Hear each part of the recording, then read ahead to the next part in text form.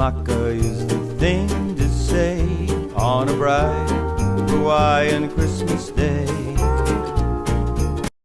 Mele Kalikimaka is the thing to say on a bright Hawaiian Christmas day.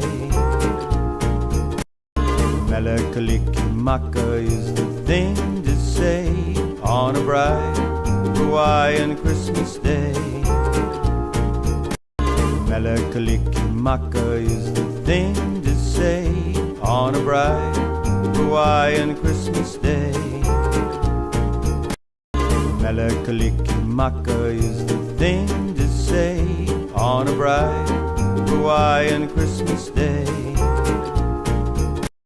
Mele Kalikimaka is the thing to say on a bright Hawaiian Christmas day. Mele Kalikimaka is the thing to say on a bright Hawaiian Christmas day. Mele Kalikimaka is the thing to say on a bright Hawaiian. You're live, Sammy. Welcome back to Arizona, baby. Hey guys, I'm a little tired. We got back from California, had a great, so many great things happened, meetings, and it was a fun time and a very productive time. So, but I'm not going to say anything about them yet, but a lot of positive things happened. And now we're back. We're getting started doing the Q&A, get back to doing some of the things here, which is good. I'm going to have a few things that I'm going to ask a question and another giveaway. And I'm going to ask a question. The first person that answers the question correctly, I'm going to take their name and put it in a bowl. Later on, I'll ask another question. The first person who answers, and I'll put their names in a bowl. I'll ask about 2-3 questions and put it in a bowl. I'm not doing it according to envelopes or anything like that. Strictly, I'm going to ask a question. You don't need any money or anything. Just answer it, whoever answers it right. And so we're not going to ask the first question now. Whenever right? you want, boss. We'll just get a few people on Sure. first, because I know it builds up. I don't know. How many people are on? Almost 300. 900 on TikTok. 900? And counting. Well, then maybe it's time for me to ask the first question. The first question is, the first car I had, what kind of a car? What color was it? What was the year of the car? That's the question. The first person who gets the right answer, I'll take their name and put them in the bowl. Louise, if you're on this, you're disqualified. I know you know the answer, so You're not allowed to forget. you're not allowed to answer.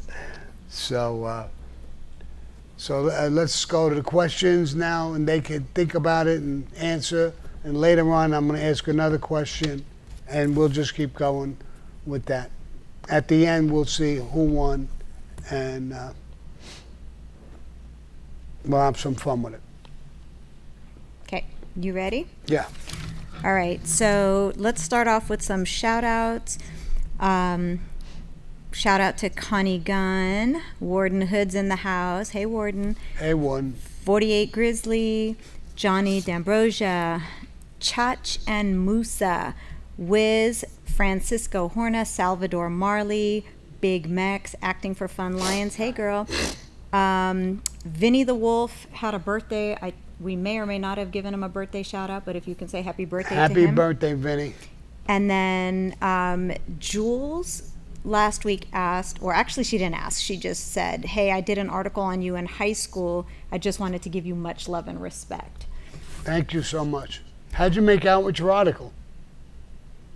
Jules, if you're in there, let us know how you made out with that article.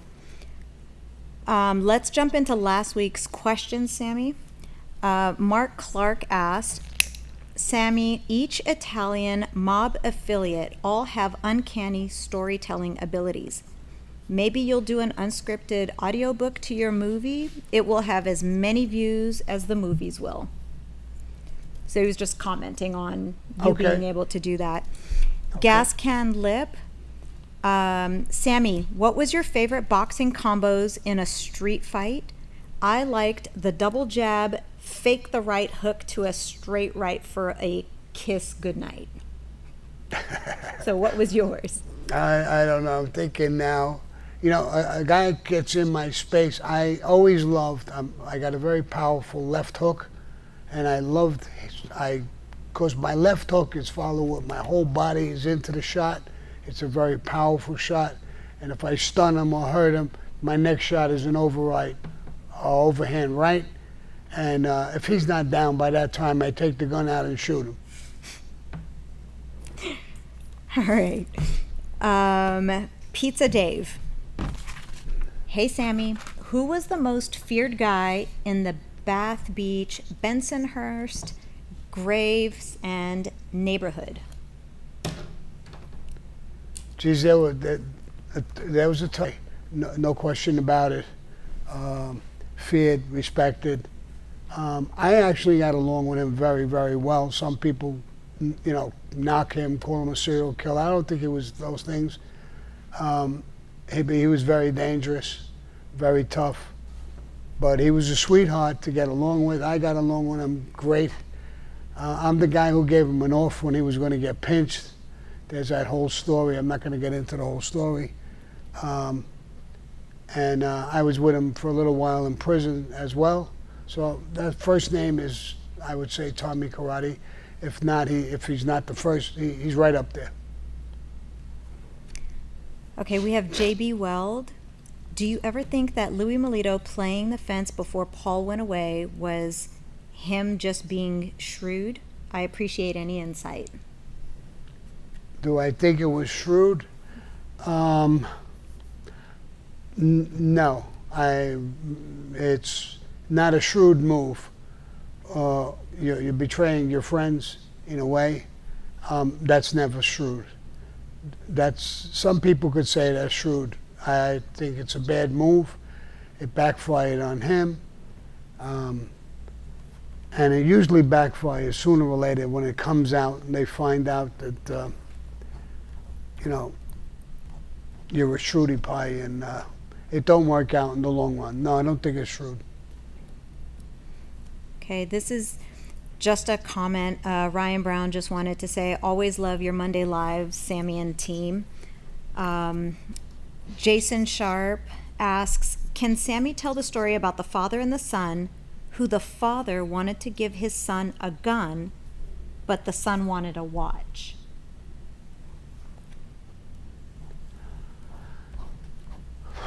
It's a story about an Italian kid growing up in Italy, Sicily.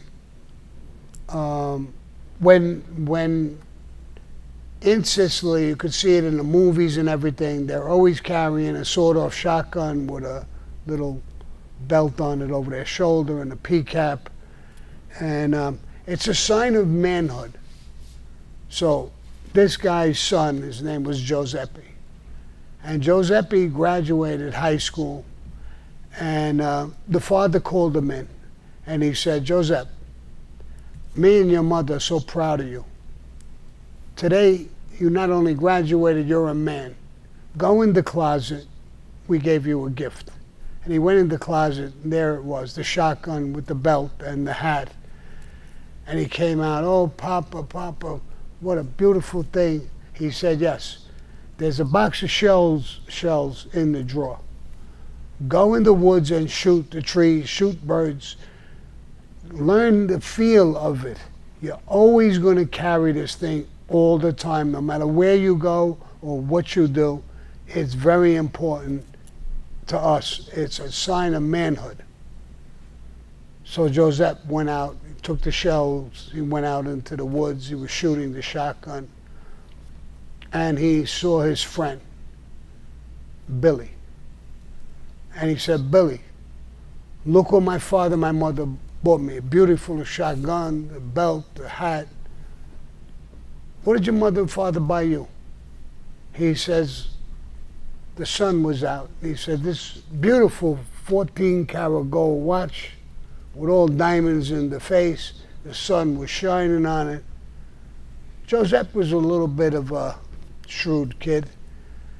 And he liked the watch. He loved it. And he told Billy, do you want to trade the shotgun, the belt, and the hat for that watch? Billy said, yeah, okay. He thought he made the biggest score of his life. He's on his way home, running to his, Papa, Papa. The guy jumped up. What's the matter, Joseph? Everything okay? He said, yeah. I'm going to see Billy in the woods, and I'm going to trade him the shotgun, the belt, and the hat for this beautiful 14-karat gold watch with all the diamonds in the face. And the father looked at him and said, that's a beautiful watch. But let me tell you something, Joseph. You're a smart kid. You're going to go to college now. There's all beautiful girls in college with you. And you're going to see one and you're going to meet her. You're going to date her. Eventually you're going to marry her. You're going to graduate college with honors. You're going to get a beautiful home in the mountains over here. And you're going to get a great job. One day you're going to go to work. And you're not going to feel so good, so you're going to come home a little early. When you come home and you open up the door, you're going to hear your wife screaming. She might be screaming in pain. You're going to go running up the stairs to help your wife. You're going to kick the door in. And there's your wife laying down on the bed with her legs straight up in the air with some guy between her legs, banging away. What are you going to tell him, Joseph? Time is up? Da-da-da-da. You don't have the shotgun. So You're a funny guy. I think that's the story you're talking about. That's awesome. All right, we have one last super chat from last week. Thornton Maloney. Just a question. I know John was close with Billy Batts. Did you know him also? And then he says, Trump 2024, did you know him also? The first question with Billy Batts, I didn't know him. I know there was a guy, he was a May guy. He was in that situation. I don't even know if his name was Billy Batts, but he was killed in that movie. Was very, it was a lot of truth to that. A little hyped up because it's a movie, but there was a lot of truth to that. I didn't know the guy who got killed, Billy Batts. And the other part of that question was what? If you knew Trump. Huh? If you know Trump. Do I know Trump? I met him a few times, a couple times in Atlantic City in New Jersey. I met him one time. He was walking in the hall. He was passing by, had a beautiful model on his arm, and I looked at him, he looked at me. We kind of nodded at each other, said hello. We walked past each other. I really, when I became powerful in the mafia, I tried to work with him. He was a big builder. I was in a drywall business. I wanted a job or two. He knew I was controlling unions and stuff like that. So I tried to get into him to do work and use my powers that I had with the unions and everything like that. It didn't work. He didn't want to do it. He was surrounded by ex-FBI agents, was his security, and he had layers of people under him. I tried everything to get into him. Not to shake him down to ask for so much a week or some shit like that, like you see in gangster. I wanted work. And I wanted preference.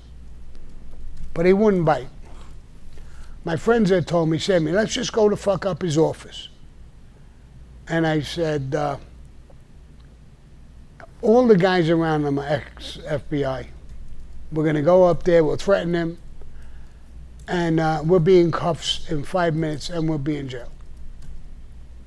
The guy's a legitimate guy. He don't want to be involved with the mafia. He doesn't want to do, any illegitimate things.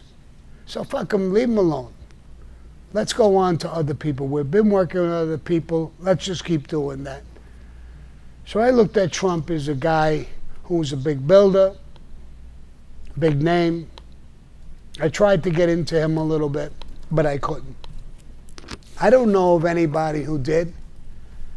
One of the guys around me got a job of a demolition job. And, he didn't get in because of contacts. He bid the job. He was low bidder. He got the job. He did it. And I had asked him too, Eddie Garofalo, my brother-in-law's first cousin, the guy who was killed by us.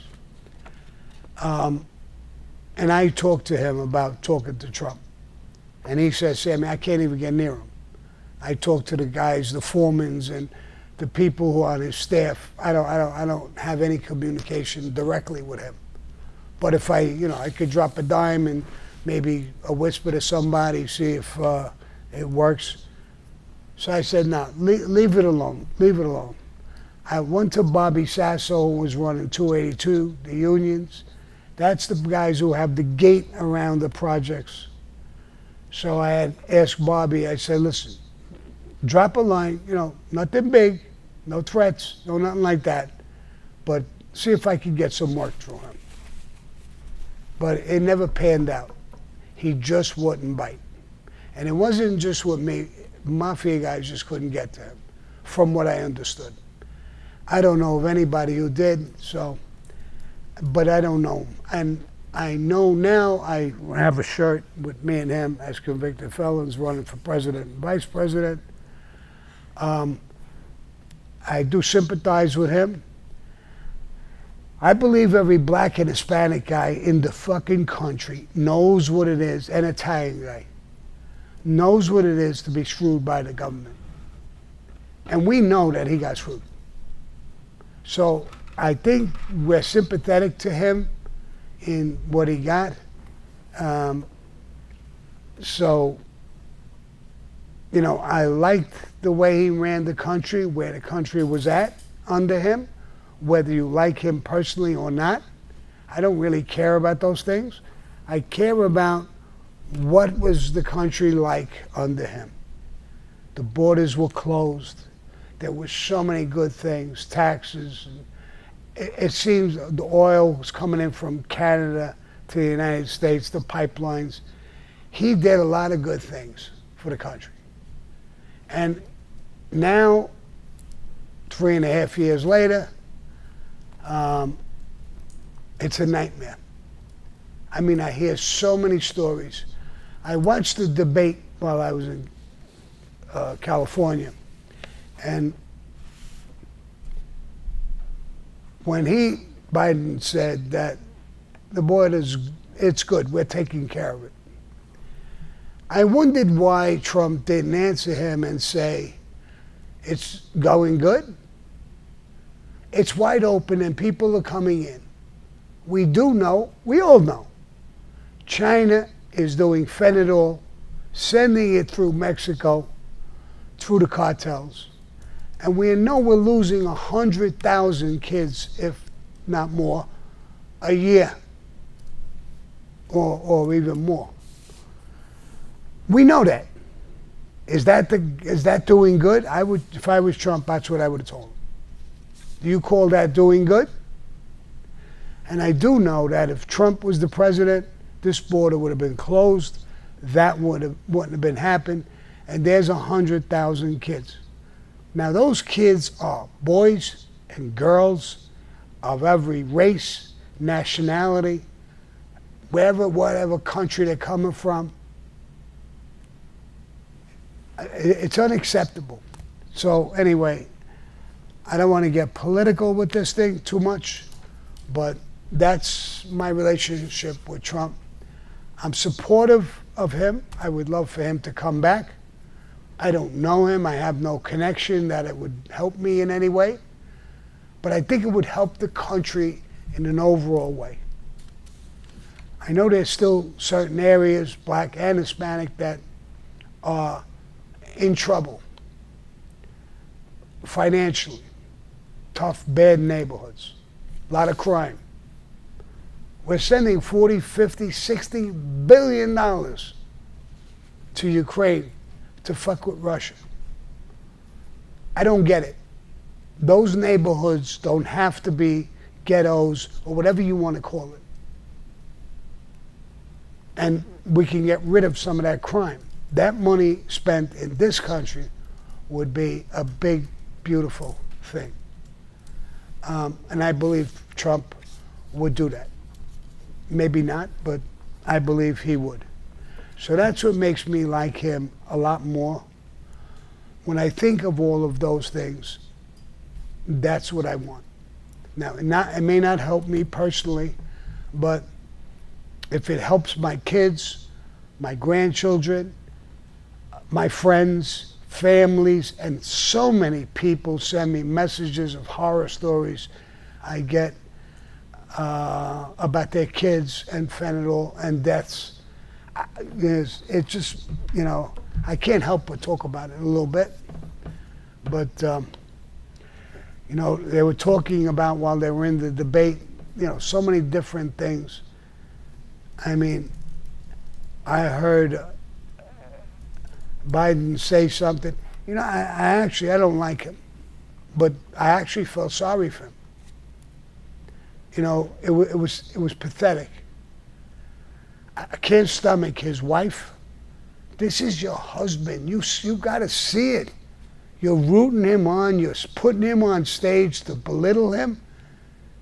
How much of a freak are you? You're his wife. You should say, no, fuck this. He can't handle it. You should protect him. It's your job to protect him. And she's not.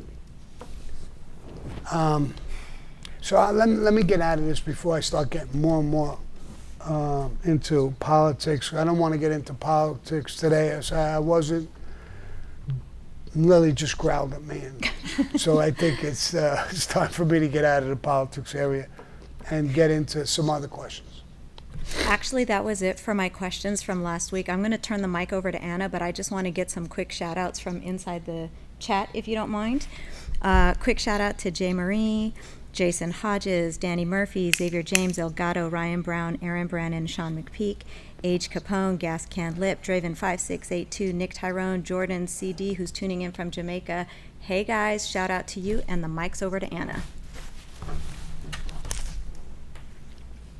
Let me start off with Anna because she's getting in, and it jumps on the other side. Did anybody answer the first question? They sure did. Bung Smacker, you are going in the giveaway jar. Sterling, baby, can you go and put that in for us, babe? Who was that? Bung Smacker.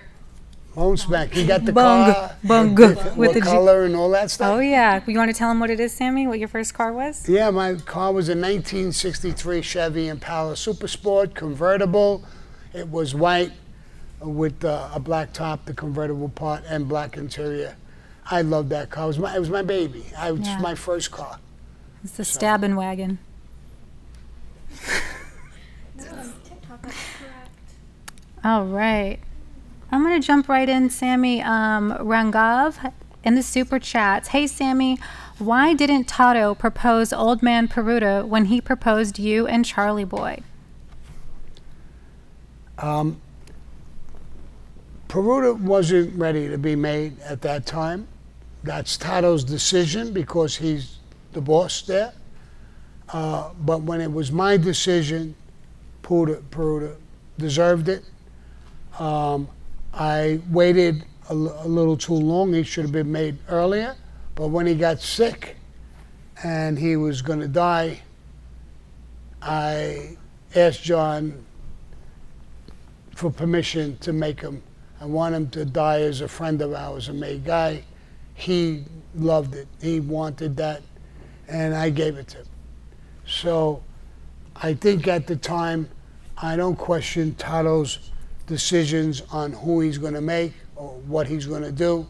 He's the boss. He makes the decisions. I don't question it openly or in my mind. That's his job.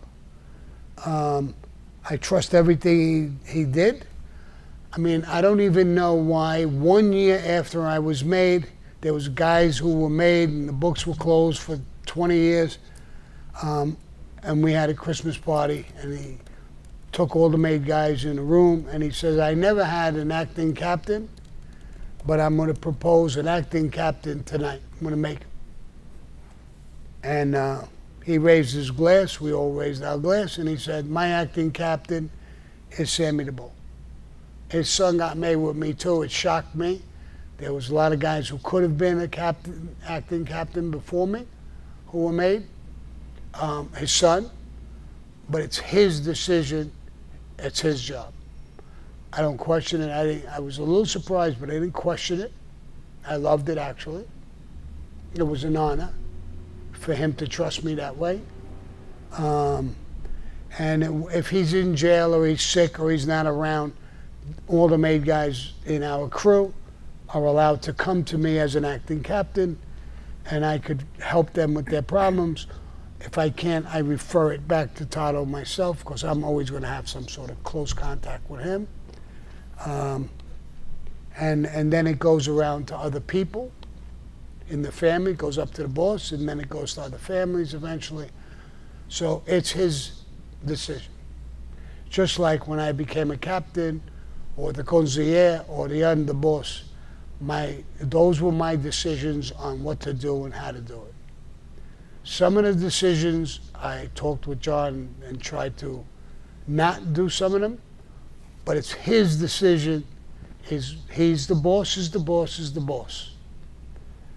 And whatever his decision is, whether I like it or not, whether I agree with it or not, is immaterial. It gets carried out and done. And I'm not just talking about killing, I'm talking about anything and everything. I could advise. I didn't like the flash and all the bullshit and whatever. I thought that was hurting us. I did advise him, but John didn't want to hear it. He loved it. And so be it. Mm-hmm. Acting Fun for Lions. Hey, girl. Sammy, she just wants you to let you know to have a beautiful and safe 4th of July. Thank you so much. And I will. I will have a nice 4th of July. And let me get back to California for a bit. Go ahead. I went to California. I mean, it was the way. I don't like California. I really don't. The traffic, the taxes. Governor Newsom, it is the most beautiful state in the United States, I think, and maybe in the world. It's got so much beauty to it. And Newsom is destroying that state. And now he might run for president. It's fucking crazy. But, you know, it is what it is. But I enjoyed it so much. One day we went out, me and Anna and Billy Malone, another producer who is a friend of mine. I'm friends with the guy for 40 years. We went out, he took me out to a place to have breakfast. It was right on the beach. The sand is right in front of you. You know, there's a little bit of a boardwalk. We're sitting on that. And then there's the sand, the ocean, the water, the breeze, the smell of the ocean. It was magnificent. No, Anna? It was. Oh my God, it was beautiful. Tremendous. So there's certain ways I love California, certain ways I don't like about California. But it made me think, first of all, I'm on parole over here in this state. I can't move anywhere. I could go with permission, which I did get my permission and went there, but I can't move there. And this is going to sound crazy. I like my parole officers. They're honest with them. They're honest with me. Yeah. I wouldn't want a different parole officer. No, if they said you can move to California, we'll give you another parole officer. No. I like what I got. I want to stay with what I got. They're good people. They're helping me stay on the straight and narrow. And I like that about them. Yeah. You said it was the best clam chowder you've had ever in your entire life. It was. It was the best clam chowder. It was New England clam chowder, by the way, but it was the best on the planet. I mean, I saw Billy had a dish of The man- spaghetti with shrimp. The shrimp was as big, and I mean they were just. I almost grabbed something out of his dish. I said, "Look, I would do that." Camarones, yeah. But everything there was magnificent. A couple of people came over, noticed us. Yeah. I took a couple of selfies. A couple. You were taking pictures all night. I know, all over the place. All Everywhere over. I go now, I'm That's awesome. taking selfies. People recognizing me, I guess, with these channels and whatever. But I was surprised people in California recognized me and stuff. Yeah. And so, It was good. but California was beautiful. The weather was gorgeous, absolutely gorgeous. And we stayed in a nice hotel. Went out. They had everything: lounges, bars. You know, all kind. What I liked about it, you went in the front. There was about a 20 or 30 or 40-foot thing with all these beautiful couches and everything. You could sit in them and you could smoke. They got ashtrays. Now in California, you can't smoke in a lot of places. Right. But this place, right in the front, you're in the street almost, and they allowed you to smoke there, sitting on a nice couch, put your Yeah. feet up. Me and Anna would talk about what happened. She has the schedules all the time, so she has her pad and telling me where we're going to go, what time, who we're meeting, what's going on. So we had a great time. A lot of work, Yeah. a lot of hours. We were supposed to come home on Friday. Friday morning, yeah. Friday morning at 1 o'clock. Then we had to change it because we had a serious meeting, so we pushed it off to 5 o'clock. The meeting didn't happen, and now we're living out out of the car Yeah, we had to with our check out. suitcases Yeah. and stuff. We were out of the room already, so it was a tough thing. I went to the cigar bar. A lot of people. I saw Gene there. Yeah, I mean, They were rolling in like the varsity crew, like Yeah. da da da da da da. and Like, meeting some other guys. I met some other guys. I had a little argument in there. Oh, God. And you're gonna say it? yes, I had we almost went to blows with it. I almost went to blows with somebody in a bar. The guy was breaking my balls, like. It was a bit much. And then when he came over with a couple of guys, I just know. wigged out and jumped up. I said, "Let's do this. Fuck it." Let's dance. And and Billy was with me, and his guy, his friend Yep. Sammy. The guy is a professional fighter. He became a stuntman, and he's an actor. Yeah. He's a beast. He's a tough guy. He is a beast. Yeah, Both yeah, of he them, said, "Sammy, huge Sammy, I guys. got you, bro." Yeah. These guys would have been in a lot of trouble. But I wasn't looking for that. I know. I went there. We ate in the cigar bar. You know, to this cigar bar in California, the members, if you want to be a member, you got to pay $10,000 to be a member. What is it, $500 a month or a week? 700. $700 a month. You have to pay, and then once you pay the $10,000, then you pay $700 a month as a membership fee. So the guy who had it, he's a producer. I don't want to say his name, but Right. he's a producer. We went in under his name, and it's his table. That's what the 10,000 is all about. It's his table. Yeah. He invites people. You sit, you pay your own tab, but you get in. They take you up on an elevator that's locked. Beautiful girls come and they open the thing for you and let you in and out. One of the girls had a broken toe. She had a She broken was toe. all- She was a gangster. Is that the one that was She had a a gangster? pimp walk. She said she was a gangster. No, that was the other one from Montana with the boots on. Yeah, she had boots and she was a gangster. She was I a said, all right, gangster. that's cool. Yep. And she took us up there, and it was really, really a great Yeah. week. You ran into Papadopoulos again? Papadopoulos and with his wife. Simone? I mean, it was really, and people were coming over left and right. My name is spreading around Hollywood. There's no question about it. They know things that I'm doing. They hear things, and they were coming over to me left and right. Wanting to shake my hand, talk to me, and this and that and the other thing. Yeah, I There was would. another yeah. guy who had cooperated. I forgot his name. The guy from Chicago or wherever the hell. Anthony Arialotta? Anthony something like that, Arulata. yeah. He was there. He came over. And somebody had told me, I just missed John Gotti Jr. He was there 3 or 4 days before I got there. Crazy. Yeah. I think it would have been, I don't know if it would have been bad. I know I would have been civil. I think it would have been all right. Maybe not. Whatever, I don't give a fuck anyway. Whatever which way it goes, it goes. I'm ready to go whichever which way it's got to go. I wouldn't want to fight him. It's my son's age. Yeah. You know, I wouldn't want to I hope it wouldn't get stupid, but if it did, it did. But I missed him there by a few days. Gene was there. There's all kinds of people there. You never know who you're going to run into at the members club. It's crazy. Yeah. And we went to, you know, good restaurants, good places, good stuff, and good people. Yeah. You know, everybody who's a writer, who's a director. We were meeting really, really good people.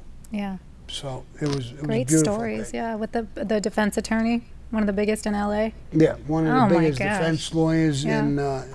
in California. He came over. He was introduced to me by somebody. Yeah. The jeweler guy, Mike the jeweler. Diamond Mike. Oh yeah. Mikey Diamonds. Mikey Diamond. He's a producer. yeah. He owns a diamond company. I guess they got diamonds coming in. He got in trouble. He was bringing diamonds into Through Canada. He got pinched for smuggling. But I don't think it's smuggling. He's a diamond dealer. You know, and they gave him a slap on the wrist. But this lawyer took care of him. And when I came in, he asked this guy, he says, could I take me over? I want to meet Sammy. And so I did. A lot of people there were very respectful, very good. Yeah. He used to represent the Bonanno family. That lawyer. He represented the Bonanno family. Right, I was talking to him about the Bonanno family. I told him about the meeting I almost had with Joe Bonanno.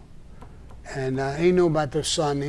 We had a good conversation. He represented them. He's well aware of them and my situation and everything. So I'm just glad you didn't grab the ashtray from the Yeah. cigar bar, because how big is that thing? It's the ashtray is hubcap. this big. It's enough to fit, 4 or 5 people who are smoking. They put their cigars in it and Yeah. everything. It's huge. The fucking thing weighs 20 pounds. I thought so you were when the gonna guy came over, I grabbed the ashtray. I was gonna bang him right in the face with it. Holy shit. Oh my So god. I'm glad that didn't happen the whole way. People taking out their phones, just waiting for the fight to start. God. I think I would have been front page news. I'm over there like, don't pay him no mind. Don't pay him no mind. Yeah. Yeah. Woo. He was about to be Billy Bats for a second. Yeah, for a second it got a little crazy for a minute. Yeah. And then he But apologized. Yeah, he apologized, and I said, apology accepted. I apologize too. You know. Mm-hmm. He said, I was only playing with you. I told him, I don't know you, bro. Don't Right. play with me. I don't know you from a fucking hole in the wall. You playing with me? Right. You know, you think it's fucking funny? I don't think it's fucking funny. I don't know who the fuck you are. I just met you. Mm-hmm. And you want to get, stupid with me? Yeah. Rookie mistake. Yeah. Sammy, do you remember a place called Rendazzo Pizza in Ozone Park? The owner says that you came to his restaurant in '86. Yes. Of course, it's a famous restaurant. They're great. Rendazzo's is one of the best around. Always was. I went there once, maybe twice, but only because it was in Queens. If it was in my neighborhood, I would have been there 100 times. Yeah, great place. Great place. The owner says hi, he's watching. Oh, yeah? Well, it's a great place. I'm not saying, this is not an advertisement for me, but place is great. Send us How some could I pizza. forget Rendazzo's? Send us some pizza. Yeah, I was going to just say, I'm in Arizona. I can't eat, there's some good places. I don't want to knock it, but places like that, not here. You know. My fat ass in the background. Okay, Sammy, let's see. Rangav is back in the super chat, and he wants to know, why does a made man need his mafia family's permission to divorce his wife? I never heard that you don't need the family's permission to divorce your wife. I never heard that. And, you know, in a divorce, listen, I'm divorced. And I'm still close with my wife. I take care of her, I help her. She's not healthy, and I do whatever. And I talk to her, and I don't disrespect her. I never raise my hands to my wife. I know over 50 fucking some odd years. You know, there's nothing wrong with getting a divorce. Sometimes it's just not a fit. But don't be abusive. Don't do something stupid that would involve other people. You want to get a divorce, you get a divorce. You know, so, and I never heard of going to anybody and asking permission to get a divorce. Okay. Unless you're married to a boss's daughter or something. Oh, shit. Then maybe, you know, you should ask him, we're going to get a divorce. I'm going to be great. It'll be a great divorce. Okay, Javier Mejia. Hello from me and my son Mateo from Lakeland, Florida. Since he was only months old, he loved to listen to you. God bless you and your family, sir. Mateo, keep listening. I don't know how old he is now, but keep listening. God bless you and your family as well. Listen, I think it's time to put another name in here. Let's ask another question. Could I come up with a question? Mm-hmm. All right, this is a question for you guys. Whoever answers it right the first time. What year was I made? Dun, dun, dun. And what family? That should be nice. easy. I like that. Daily double. Do. 700 messages.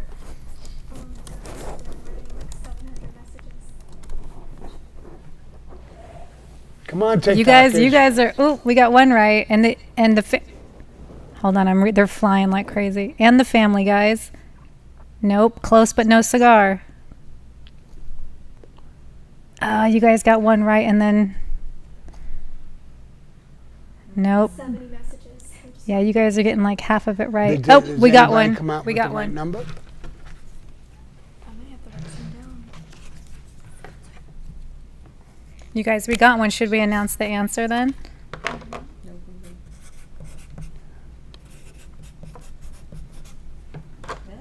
Mm-hmm.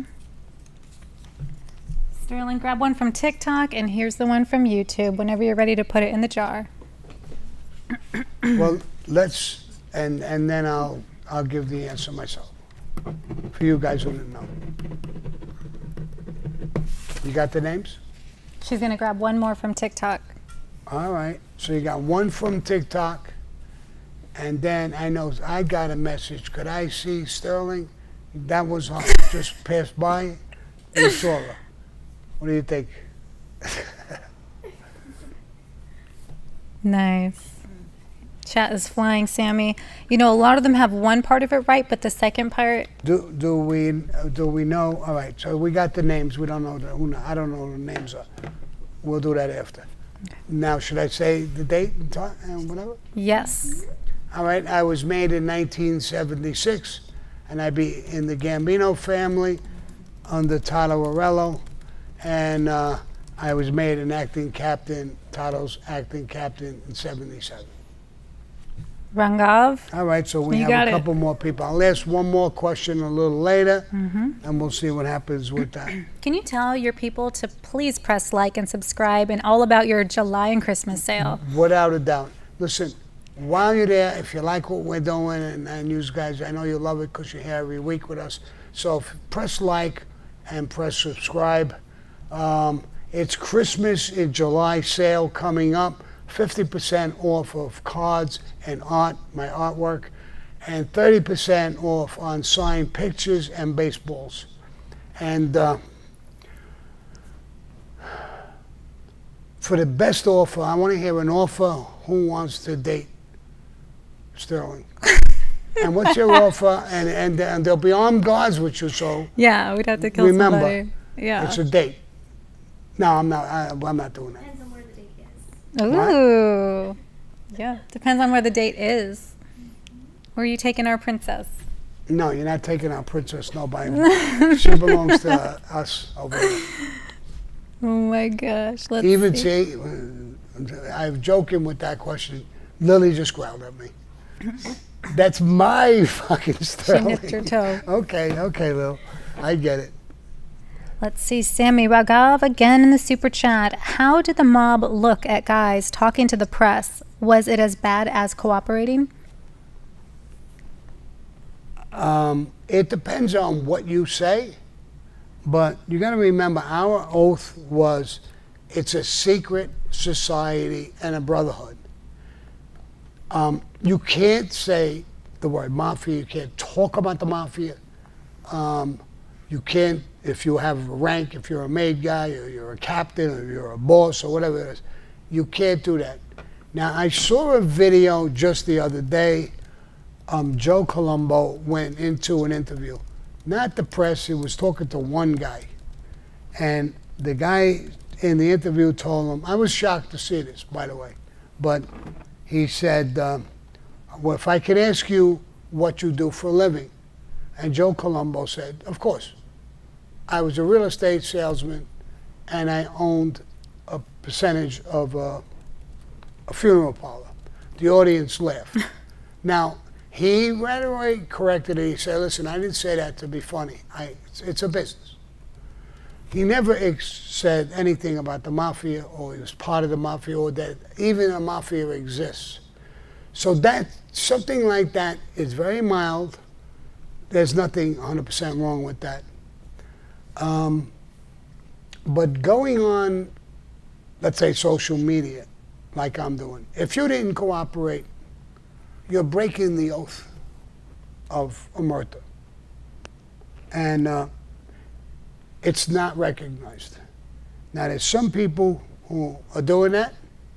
Some people said they walked away from the life. Some people said, I have permission. Now, who's going to give you permission? It's against the rules of Cosa Nostra, period. You can't do that. You're not supposed to do that. So that's my answer to it. No, it's not acceptable to do it. You know, John always gave a wave and a cutesy remark. That's not socializing with the media. That's not talking to them in a way. I didn't like what John was doing. Even that was not acceptable to a good part of the mob. It was too out there. While I'm talking about videos, I seen another video about Carlo Gambino. Just the opposite. No contact whatsoever. And he would smile or wave at somebody but there's no conversation with him. And that's what Cosa Nostra is. Again, it's a secret society and a brotherhood. So when guys come out and talk, I don't know what their story is. If you cooperated, it's understandable. You cooperated, you're out of the mob. They don't give a shit what you do. So you could talk, like I'm talking now, and there's a lot of guys who cooperated. I could give you 15 names, but I'm not gonna. And they have mafia shows and people they talk about and themselves. And some of them talk about everybody else. And in a way, that's not acceptable. Sometimes I say something. Usually when I say something, I kind of pull it back a little bit. I don't want to put nobody down. I don't want to belittle nobody. There was a woman, a beautiful woman, and she was a high-class hooker. And a boss met her and went with her. It's in a small town, not in New York. And he fell in love with her and married her. They wanted to throw him out of the mob because of that. Because no matter where you go with her now, there's been men who've been with her. It's belittling to your position as a boss. And me, John Gotti, we were in a decision to talk about that. They actually wanted to kill him for a while. We talked him out of it. But we went to him and said, listen, if that's who you love, that's okay. Marry her, move away, and go live with her. But you can't be a boss, or an underboss, or a consigliere, or a captain, or even a maid guy. The word for that in Italian, when your wife is having sex with other men, you know it, you accept it. Today there's words like cockhold or swinger, all kinds of stories. In Italian, you are a cornudo. That means you're a man of no honor at all. You allow other men to fuck your wife, and you accept it. You don't kill her, you don't hurt her, you divorce her. And if you can't do that, then that's what you are, a cornudo, or a cockhole, or a swinger. And you shouldn't be part of the life when you're that. You could be that. There's a lot of people to be that. So that's, I don't know how I went on that little thing, but that's my explanation to, if you're a married couple and that's what you enjoy, God bless you. If you're a guy and you become gay, bisexual, transsexual, whatever you are, that's fine too. I have family members who are gay. But that's your life. And live it. Don't flaunt it in my face. Don't put it on me. I'm not gay. Don't do this. Don't do that. And if you're a guy and you want to dress like a woman, go ahead. But don't go in women's bathrooms. Little kids are there. You're not a fucking woman. Don't do sports against women. We're stronger than them. It's not even fair. Forget about the sexual thing. It's not fair. We're stronger. We're built different than women. So women are going to battle against women. It's a woman's sport. Leave it alone. You got a dick. You're not a woman. So I don't know where I'm going with That's this. awesome. But let me get off of it now. How do you I'm say it? getting dirty looks from my whole team. How do you say it, Sammy? Cornudo? Cornudo. Put your tongue like you're cornudo. Cornudo. Cornudo. Damn, that's crazy. So that's what you're considered to be. If you stay with him and that's what you want to do, that's what you want to Italians. So cornudo. So in American terms, you're a swinger, you're a cockhole. These are the terms in our country. In Italy, you're a cornudo. El Gato. He's in the chat. Let us know. How do you spell that? Your chat's going crazy over that word. I don't know how you spell the grr part. Thank you, El Gato. Jacob Kelly Reiser. Sammy, will you tell Misty Mary Ruth happy 6th birthday? Misty Mary Ruth. Happy birthday. 6 years old. You have a beautiful, beautiful life ahead of yourself. Grow up. You can be whatever you want in life. No restrictions. Move forward. Get an education. Stay away from drugs and bullshit and live a great life. You deserve it. Women deserve it. Nice. Mark Clark wants to know, do you have any stories on Jerry DiNonno if you knew him? Say the name again, Jerry DiNonno? Mm-hmm. I don't know Jerry, but DiNonno sounds very, very familiar to me. Who is he? What family? But the name DiNonno is definitely familiar. Jerry, I'm not sure about the first name. Yeah. Mark Clark, go ahead and give us some more information in the chat and we'll see it.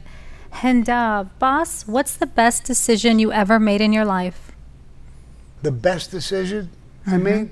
Mm-hmm.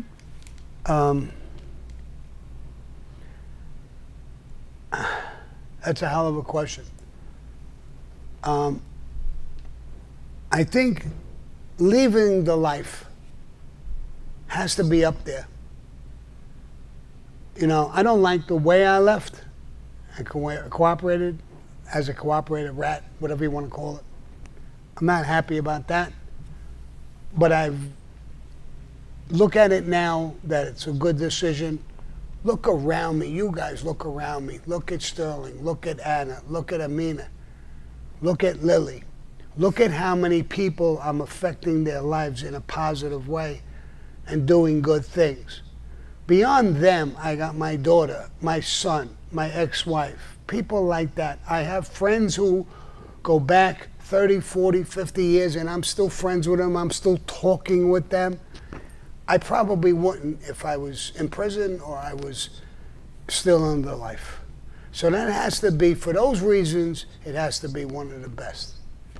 Not the way I did it, but it happened. It worked out that it's a great decision. If I make movies and I'm in Hollywood, I'm meeting a lot of good people. I think the world of, I don't know if I should mention the names, Nick Pileggi is like a big brother to me. I love this guy with a passion. I thank God every day how I met him, how we became close. His right-hand man, J.J. Sachs, I love him. This guy's another guy. I feel him as like a brother.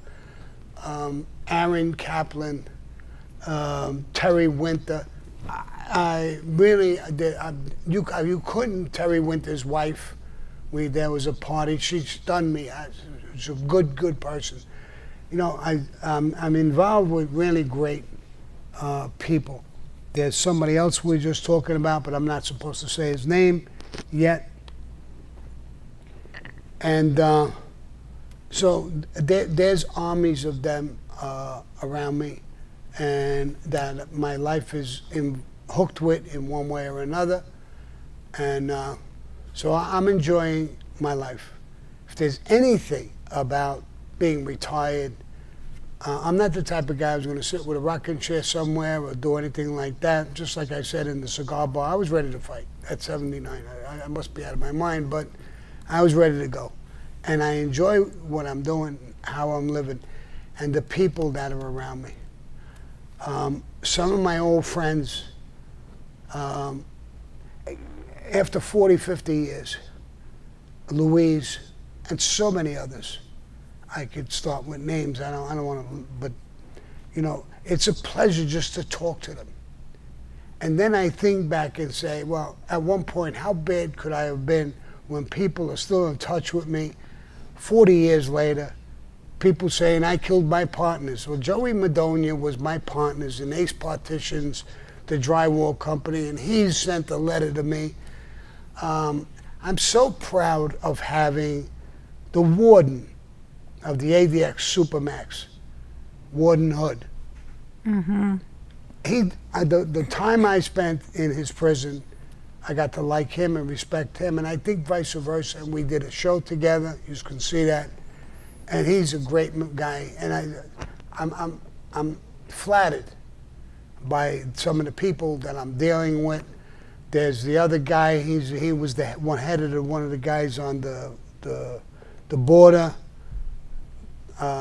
He gave me his badge, his retirement badge. I mean, I'm touched by these things. I am. I'm privileged. I'm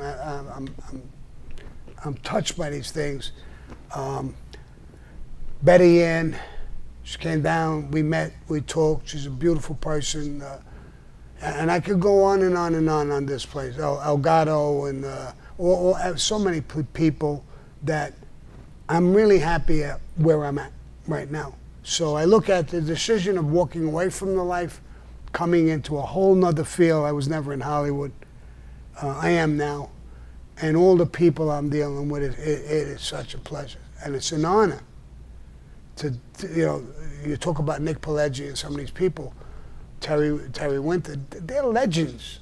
They're fucking, I'm nothing compared to them. They're legends in Hollywood. And that just don't happen. So I have to put that as one of the best decisions I made. I made it under distress for different reasons, but looking back at it now, one of the best things that ever happened to me. Amen to that.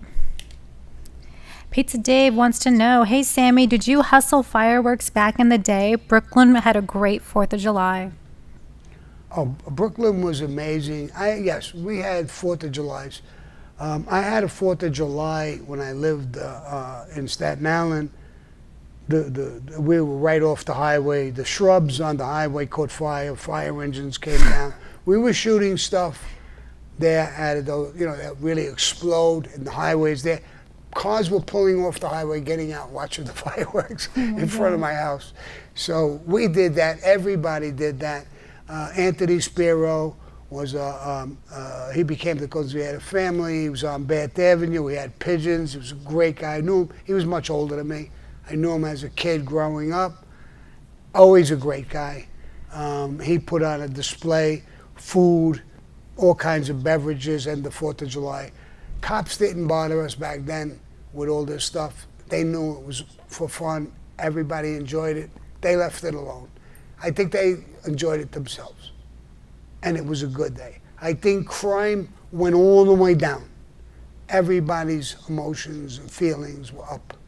So I loved Brooklyn and New York. Those times of the year, holidays, Christmas, 4th of July, all of these things. And now 4th of July means a lot more to me. I'm a veteran, and I go to the Veterans Hospital on occasion. I work street doctors, and when I got out, I didn't have a dime. And I had nowhere to go, and I was in prison for almost 18 years, and I had no records, no nothing. I couldn't. My daughter said, "Dad, let's go, you were a veteran, let's go see if they take you back in." I went to them, they took me right back in, they took care of me. Now I have a little money, I went to other doctors, but I always go back to them. And I checkups or whatever I gotta do. Some of my meds come from them. They treated me good, I'm staying there till the day I die. I had cancer 3 times, twice on my leg, once on my head. I went to them, they did all 3 surgeries, and I flew past all 3. I was explaining it today. The cancer was very, very small, little thing. And they carve all the fat around it out. If it didn't break the fat, then it's not running all over your body. If it broke the fat, you got a problem and it's all over the place. So each time when they did the surgery, they took out the fat, it was intact. The cancer was inside the fat. So I was cured all 3 times. So I like the veterans. The people there were great. I got a doctor there who's, I'm not going to say her name, but she's assigned to me, and she's great. And then every time you go there, thank you for your service. They're very courteous. I know some people don't like it. I have nothing but praise for these people. They always treated me good.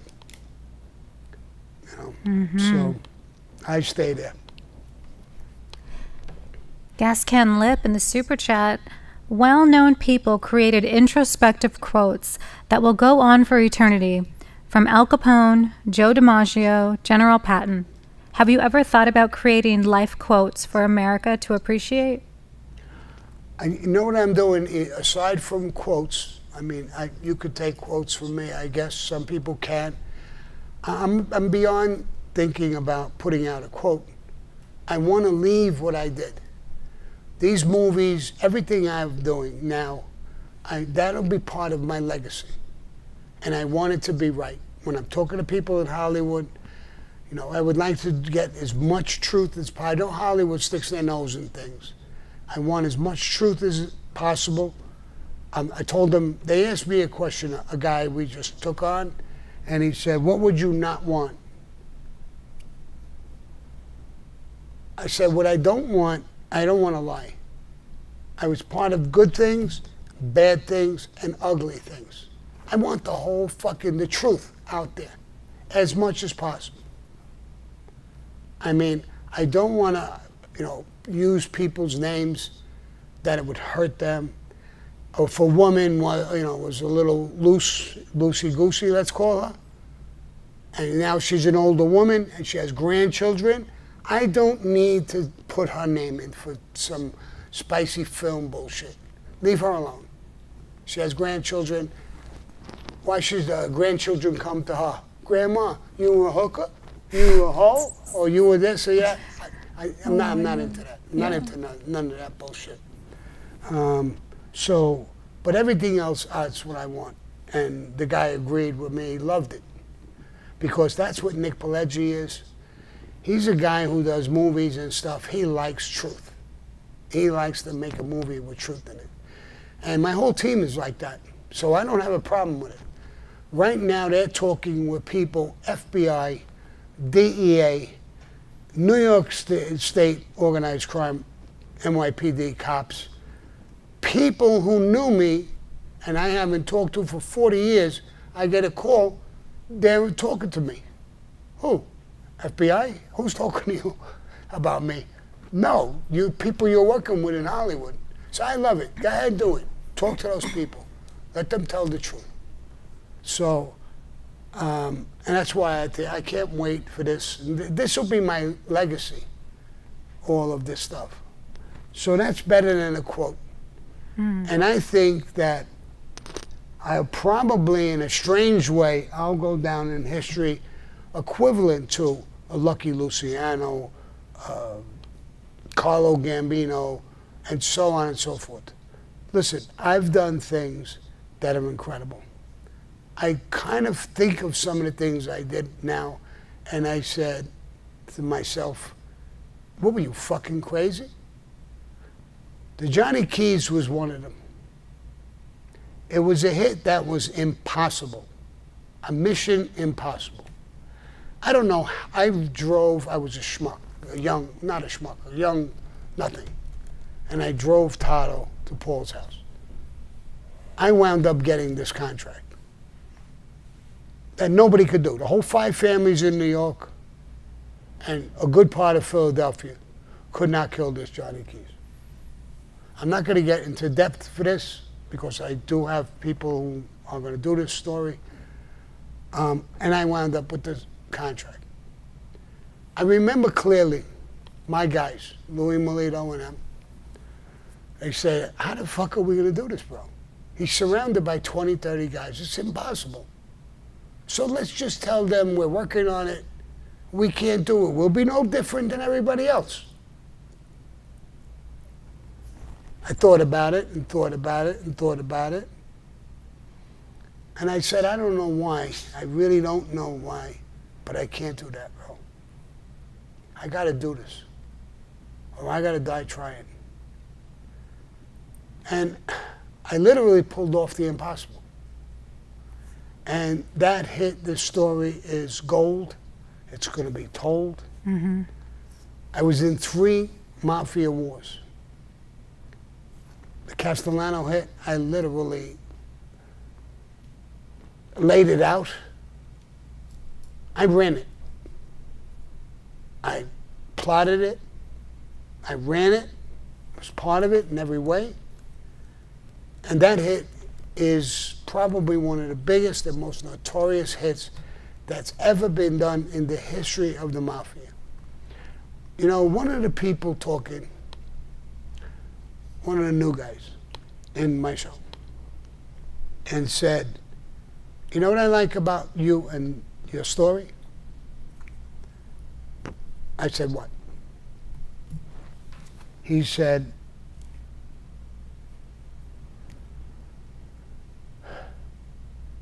everything you've done is incredible.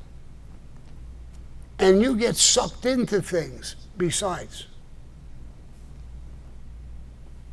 You're involved, story-wise, in the World Trade bombing, the JFK thing. It's not that you went out and did these things, but you get sucked in and you're in the middle of it. In some way or another, it's weird. But it's true. Back to this Johnny Keys thing. You know, like I said, I think about it now and I say, what was I, out of my mind? What made me think I could do what everybody else can't? And it wasn't that at all. It was my loyalty to Cosa Nostra. I always thought, sooner or later in this fucking life, I'm going to get killed. Or I'm going to go to prison for the rest of my life. And I got to be honest, when I took this Johnny Keys thing, I said, maybe this is where you're going to get killed. So you can't walk away from it. You can't bullshit. I tried and I can't get it done. I didn't even try. I'm going to say that. And like I told Louis Melito, how the fuck do I look at myself in a mirror when I tell everybody that? I tried, we can't do it. You can't hide from yourself. I'm going to look in the fucking mirror and say, oh, Sammy the Bull, real tough fucking guy. You dogged it. You're scared. And that would be the truth. So I couldn't live with it. And I says, if I die, I die. I have to do this, or at least try. And I did that on a bunch of different occasions. I don't want to get too deep into the story because then nobody will pay $240 to watch the movie. Is that with the large popcorn these days? Larry Fishkind, Salvatore, Sammy the Bull Gravano, so much love to you. New Jersey has nothing but good things to say about you. I appreciate it. And there's so many people in Jersey that I love. My daughter, my granddaughter is in Jersey right now. She opened up a place out there. And all you guys who are in New Jersey, look her up, Karen Gravano. Her place is The Body Depot. The Body Depot. And they do, skin treatments and stuff like that. And she's very good at it. She's licensed. She was always good at that because she was licensed in Arizona. Then she went to New York. It's a harder license to get. Yeah. She got it there. And then she went to Jersey and she got it there. So she's licensed in 3 different states. It's incredible. And she has a partner, Melissa. And I don't know her personally, but I hear she's good people and she does the right thing. Yeah. My so-called not blood niece, but my niece, Ramona, is there all the time. And I love her. I call her, she calls me Uncle Sammy, I call her my niece. When she was a baby, I was friends with her father and mother. She was a baby, she's my daughter's age.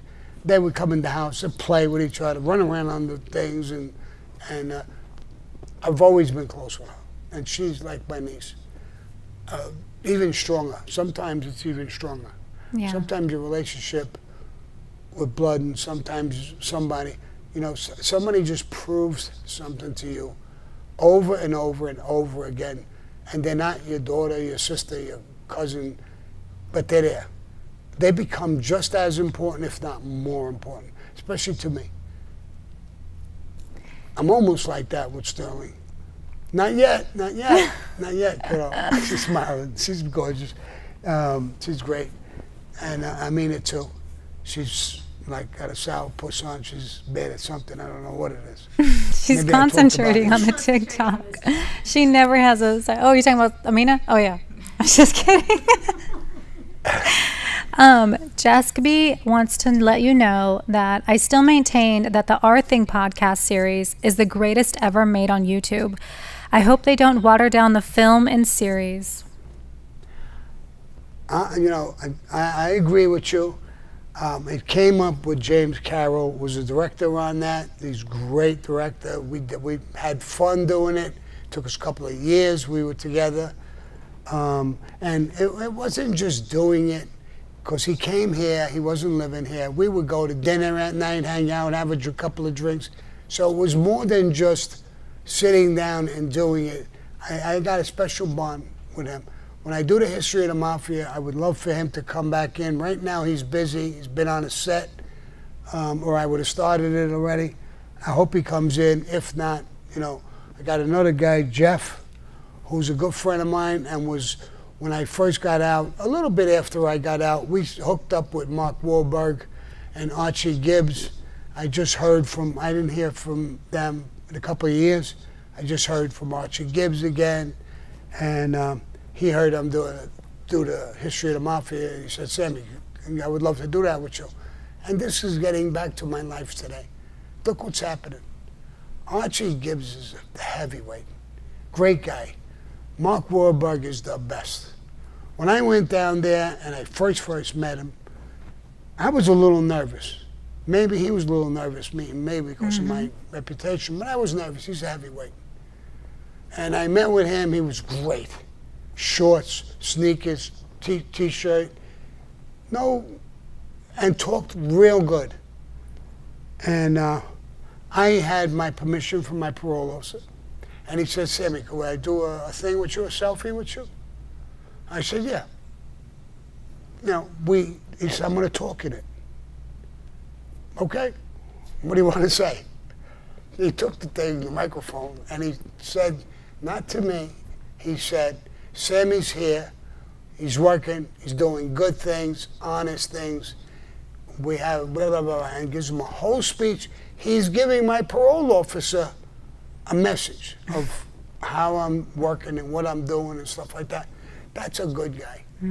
Then I turn around and hope he don't get mad at me for saying all this shit, but if he does, he does. I'm tougher than him, I think. A little bit. Now, he's in good shape, this fucking guy. He's a beast. He works out 5 times a day. Yeah. But anyway, I find out that he had a friend growing up, and the guy was in prison. And he was there a lot of years, 15 years, I think, or something like that. The guy was going to come home. He sent a private jet to pick the guy up and take him home, and gave him a few scratcholas. That's a man's man to That's do cool that. as hell. Yeah. Now he's Mark Wahlberg. He's on the moon. You don't have to even go near this guy. But he did. He's a good friend to people. He's an honest guy, sincere guy. He was a good friend to me. I love him. When I walked away, I had an argument with Spotify, and I walked away. He walked away with me. So did Archie Gibbs. If Sammy's not doing it, we're out.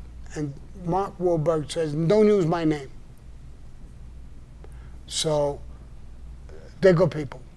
Really, really good people. And like I said, Archie Gibbs is talking to me now. And, I'm overwhelmed with that stuff. Because, there's a lot of people bad-mouthing me and calling me a monster, killer, this, that, and the other thing. But people like that, people I look up to, are coming in looking up to me. Not because I kill people, not because I'm a tough guy. They do that out of respect. He's not afraid of me, either one of them. So that's the good part of what I'm doing in my life. Those things to me are super, super important. What's the other one? The guy we had, I'm forgetting his name. He sounds like a woman, Spanish guy, tough guy. Sounds like a woman. Not Mexican, no, yeah, Joyce, his name, or whatever the fuck his name. I don't know. All right. What did he do? What did he do with you? J. Marie. J. Marie, yeah. J. Marie. He's in the sounds chat. like a girl's name to me, but Joyce. I had a thing with him and a friendship with him. Tough guy, a ton of respect for him, Elgato, Betty Ann. There's so many people that make my life a beautiful place. They respected me. I have more respect for them than they have for me, more than likely, because I do. I love these people. They're great. They're on my show all the time. Yeah. It's just a beautiful, beautiful thing. It's a beautiful part of my life. That's why I said it's got to be one of the highlights of what's walking away, changing my life and becoming into this realm of names and people is just a beautiful thing. Nick Harrison in the chat is saying, it's amazing that Sammy has been able to live 2 lives. It really is. It is. I think about it a lot of times, and I was good at that too. I bought a farm for my kids. We had horses and, paces and trotters and everything. I bought chickens. I had a dog. There was cats on the farm. They get rid of mice and rats. So I left them on there. And it was literally, when I left the Mafia for the weekend on a Friday night, and I got up there, it was like being in another world. And the love with my family, my daughter had a pony, my son had a pony. It was a whole nother world. It wasn't Mafia at all anymore. And I was able to live those two lives.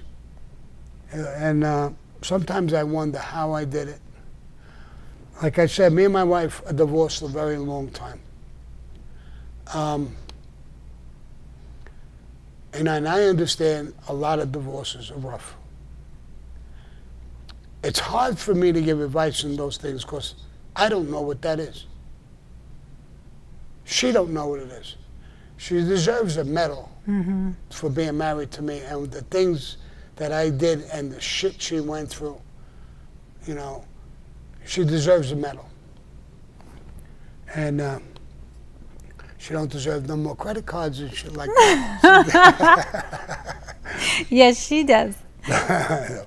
I think this is a good time for another trivia question. Yes. What was my question? What was one of my questions? Well, this is for the real mafia, Sammy the Bull aficionados. He's talking about the farm, which is one of his great loves for him and his family and his children and his crew. Where was the farm located, city and state? Go. Very good. Very good. That might be a hard one for people. That's a hard one, guys. And don't you dare Google it. They'll probably, why should they Google it? Wait, what? They're on Siri. They're asking Siri right now.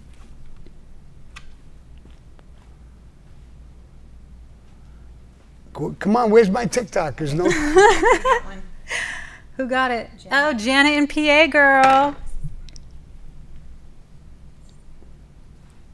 Janet in PA, you got it. I'm going to write your name, and it's going in the little... Give a... Not doing so well. Uh-oh, TikTok. You got to get to Mafia University. Is one of my TikTokers, they're young, more than likely. Everywhere but here.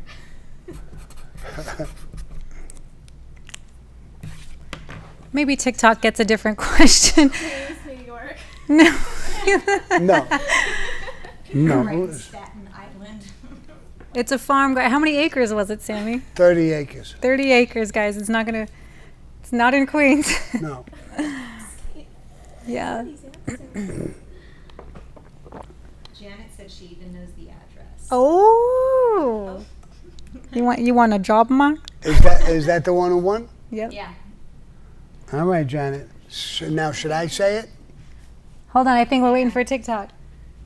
Oh, it's disappointing me right now. TikTok, we'll give you a different question for the younger demographic. Everyone thinks it's in New Jersey. Oh, yeah, it is. That's part of it. But we need the city. The town. The town, guys. Wait for someone to get Vin, it is not the Poconos. No. You dropped the. Michael Ferreira, it is not Staten Island. Baroni, you got it right, but Janet got it just a hair before you, yeah. What city, TikTok? Stephen Crumley, it's not in Bensonhurst. All right. Could I give my TikTok as a little clue? Yes, they need a clue desperately. Cream Ridge. That's not a clue. That's the answer. Sammy's like, can I give him a hint? Creaminess, New Jersey. What was the name of Gerard's first horse? Matilda. No. That's not No, not that's it. not today. That's not it. Does anybody, Janet, do you know? Janet, what was the name of Gerard's first horse?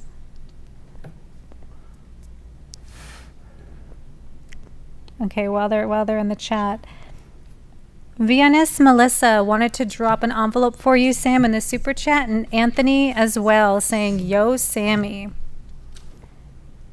Gas Can Lip wants to know, Sammy, do you think you'll ever have a sit down with John Gotti Jr.?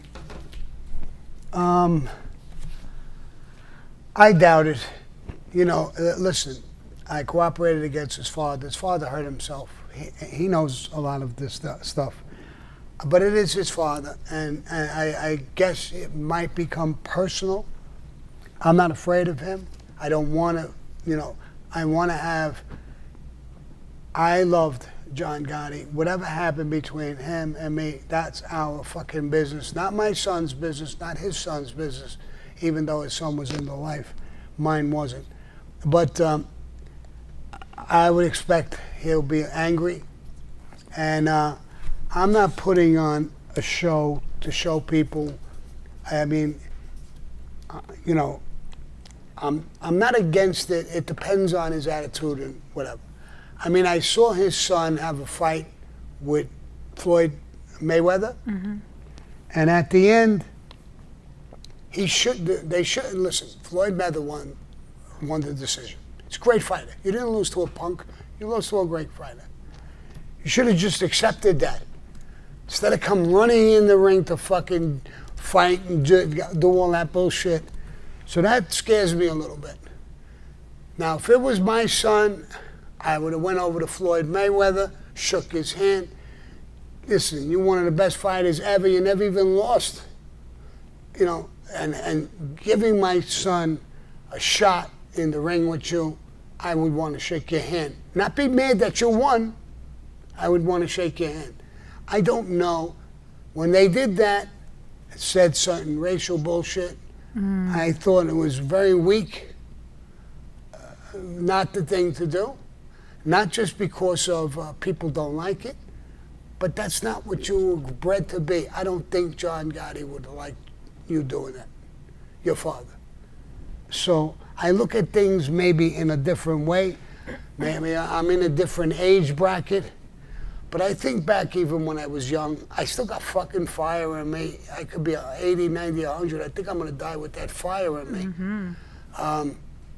But I don't think those are the right things. So having a sit down with John Gotti, I would do it. I think it would be an enormous thing for me personally, for him. You know, when you're talking about your podcast and all this stuff, if it was something that could be manly and respectful, I would love that. You know, the last thing I want to do is disrespect him, fight him, or do any stupid shit like that. I would be disrespecting John, who's dead. And I don't want to do that. Like I said, certain things, like a woman, I know certain issues or certain things. Sometimes I don't want to disclose it. I don't give a fuck if it'll make a good scene in Hollywood or I don't want to do it. It's just against what I want, or it's just against my thoughts or who I am. So I think this is the thing too. I like I said, I missed him by 2-3 days. You know. Oh my God, that was crazy. We missed him by 2-3 days. I don't know what they're asking me. What would happen? I don't know. Nothing bad on my part. I don't have a hard on for the kid. I don't want to hurt him. Right. You know, he says certain things. You know, and they say certain things. I can understand that sometimes. I don't know. Yeah. But I don't know about a sit down with him. I really don't know. But it's not something, like I said, not something that I'm not willing to do. If he wanted to talk to me and have a civil conversation, that would be the first step. And then I don't care. He could come here. He could I don't care where we go or do. And maybe it's burying the hatchet and going in. You know, our families are not supposed to be involved in this thing. My son or my daughter has no hate for the Gottis. They have no hate for John. Even when I say some negative shit, they give me shit. So, and I got a reason to say certain things I say. But they don't like it either. That's how he should feel, like my son and my daughter feels. That was between me and John. And it comes out more and more.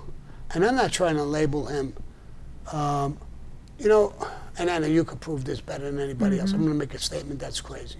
Yeah. They asked me about who's going to play me, who's going to do this, who's going to do that. They asked me a question of who's going to play John Gotti. Now I said, I want somebody to play him, a great actor. He deserves that. One. But The actor's going to know every single thing he did and tell the truth. My buddy, my love, John Gotti, was a narcissist in the worst way. He made stupid fucking rules and things like nobody could take a plea. His brother and Johnny Kinnick did a 50-year sentence for that. And then when your son, he didn't take a plea, he took a plea. In other words, your son could take a plea, but not your brother. Not your brother in Cosa Nostra. Mm-hmm. They would be rats. He's not. And he has a 302. I have his 302.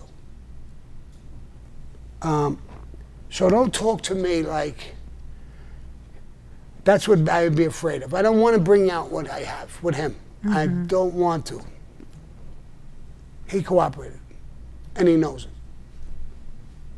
Now, I can prove it. Mm-hmm. Do I want to have that in a sit-down, in a meeting, in an argument? No. No, I don't. Do I want to prove things? No, I don't. It's not that important to me. I don't want to go out and hurt him or hurt anybody with this stuff. I got these guys, I'm not going to mention their names, who just on me all the time. Somebody told me today, they said, I'm not mentioning names, certain people, it's weird, Sammy, how they're banging into you all the time. And I said, why is it weird? They're trying to get hits, subscribers, views, they're trying to get whatever the fuck they're trying to get. And I'm a target. It's like they live for you. They live for you. Everything you say and do. You went to California. Guy talked about my shoes. They were shitty shoes. A buckle was broke. The buckle wasn't broke. But even if the buckle was broke, so I went there, the buckle is broke. You don't like the way I dress. Well, I give a fuck what you like. If I wanted to have sex with a woman, and I would give a fuck maybe what she liked or didn't like. What do I give a fuck what you like? So I don't know why they go into that depth of everything. I got another text on my phone today.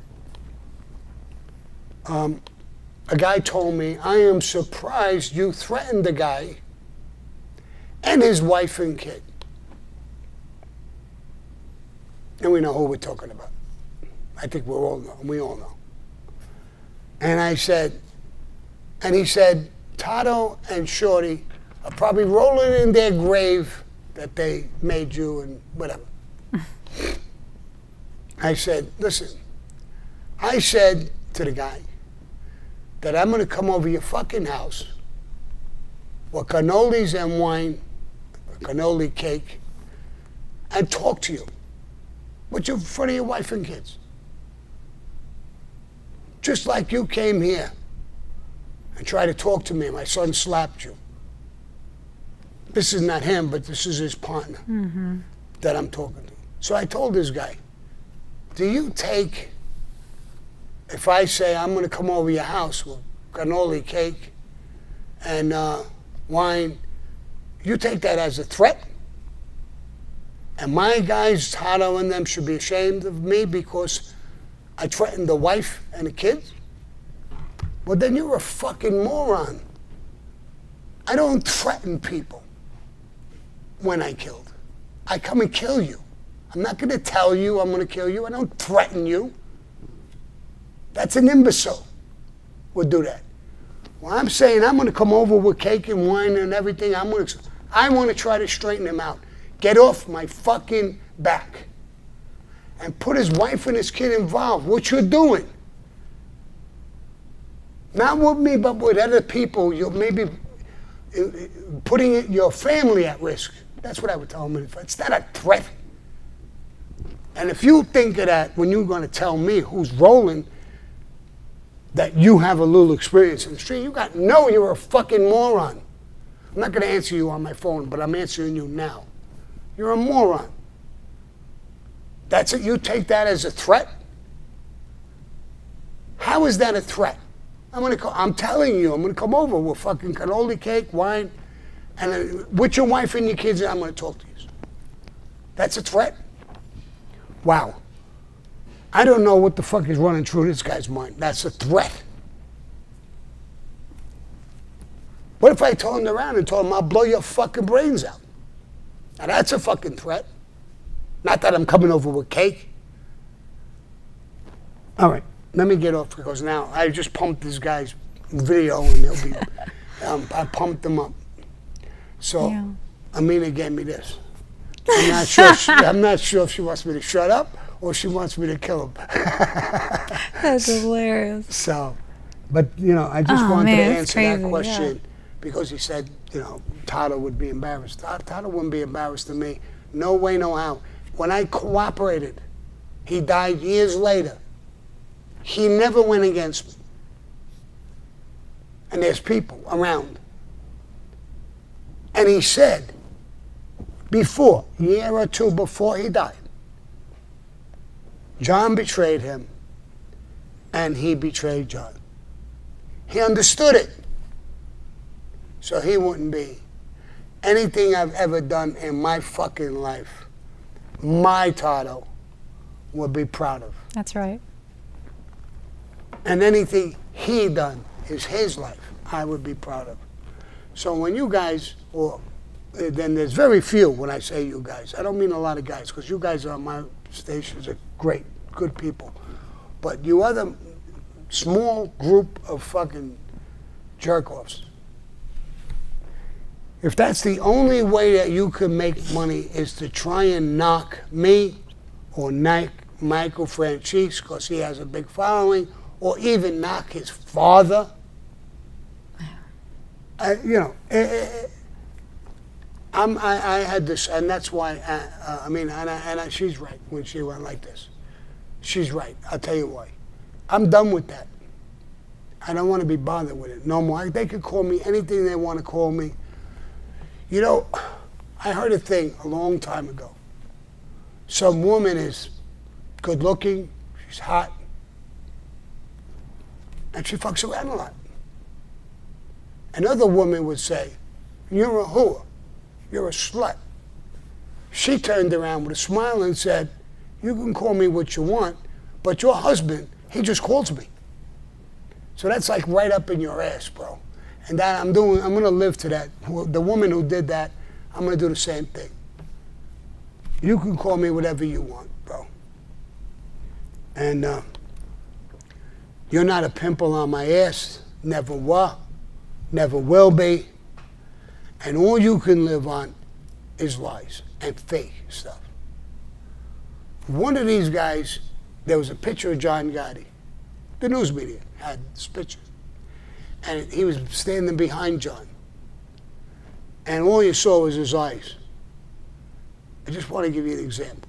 The guy on his video says, you see those eyes? That's me. How pathetic is that? And you're saying you're a big shot, John.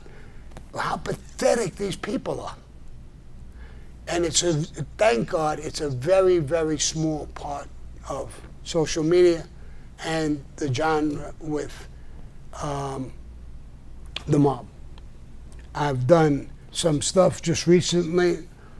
What's his name? Mark from... Yeah, Michael Sapor from Czechoslovakia. No.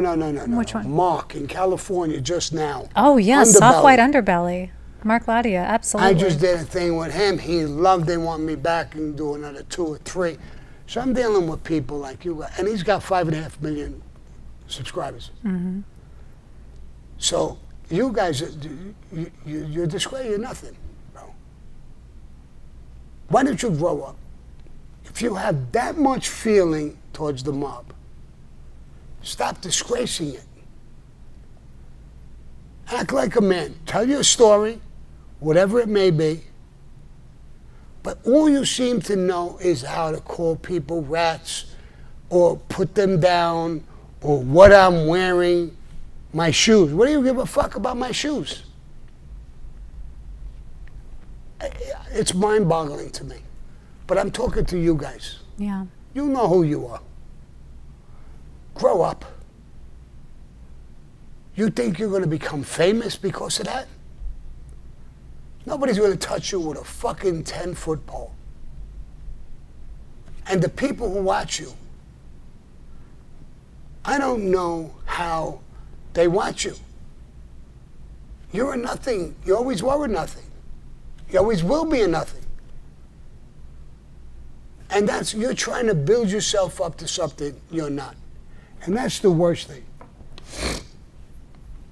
Because you'll never make it to what you want or you think you want. I almost choked on that last puff of smoke. But, so. Her face. Now I'm getting dirty looks left and right. It's all good. They just pay fucking Amina off to shut me up. Tell the truth. Does people send her money to shut me up? I got Venmo. What's crazy is like everything's wrong. When you say it's a lie, we have so many pictures and videos from that night. Nothing is wrong with the shoe, which is so crazy. Because like, dude, are you obsessed with Sammy's feet? That's how low this is getting. Like, this is so fucking petty. It's like little, like children in high school. Now, if the same guy takes a look between my legs, I won't wear an underwear. So there might be a little bump there. You could see that and point that out to the, you know. It's so pathetic. I mean, this is your pathetic. life, dude. It is pathetic. Should we tell him what happened on the airport? Sure. Come on, let's tell him. Just okay. One last thing, and then we'll wrap up. Yeah. Listen, when I was over here in Arizona, and we were leaving, and we got there, and I check in with eyes or something. You show them your eyes. They know, and you can go on. You can leave your shoes on if you're over 75, which I could leave my shoes on. So we go up there, but he's going to pat me down. I said, all right. And I swear on everything holy, this is the truth. He pats my shoulder, he pats my pocket, and he grabs my dick. And he said, what's this? Am I lying at it? No, I swear to God, I never seen anything like it, dude. I looked down, and I said, are you joking, bro? That's my dick. Let it go.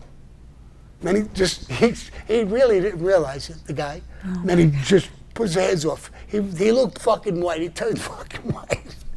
It never happened to me in my life. He had it in his hand. What's this?